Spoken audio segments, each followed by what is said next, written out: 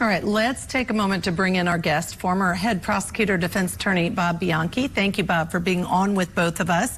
Let me ask you, I mean, on this cross-examination, she is bringing out that this is the sister of the defendant, that she didn't live with her at the time, that she only knows what the sister told her.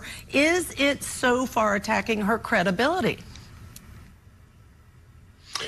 Yeah, you know, it's one of these things. I mean, this is the relationship. It's a sister, and she doesn't live with the sister. The fact is what the fact is. But the prosecutor is doing what a prosecutor should be under these circumstances, which is trying to undermine her credibility, bringing out motive and bias, and the fact that she wasn't there and didn't see all the facts and circumstances. And, you know, the fact is, it is what it is.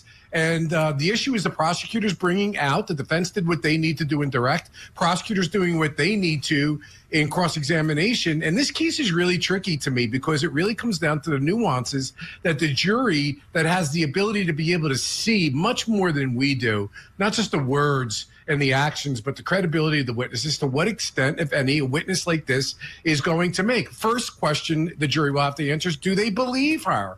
And if they do, what is its relevance to reasonableness of the use of force? Yeah, I would agree 100% because I really believe, I agree with you 100%. This case is really going to come down to Daisy's testimony, right? Because at the end of the day, is she believable in claiming that she feared for her life and this guy was acting uncontrollable that particular night? But what this does in dealing with this particular witness is trying to raise some questions. One of the things she talked about was this pistol whipping. And it sounds crazy to even talk about that, this couple, they're pistol whipping each other. There's a question as to what order, like she pistol whipped him first according to some text messages, then he pistol whipped her. It's crazy, Bob, it's absolutely crazy.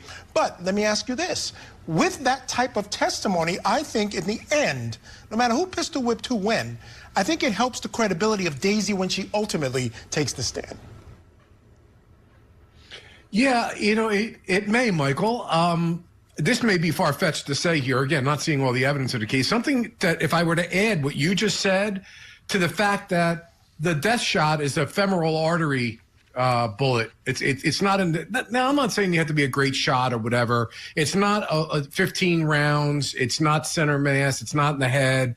To me, it's a chaotic shot, if that makes any kind of sense. So maybe when you're combining these things, like the pistol, I pistol whip you, you pistol whip me, it gets to a point at that point in time when I'm in fear of death or serious bodily injury and I chaotically take a shot and kill a person. That's how I'd be arguing this as a defense lawyer.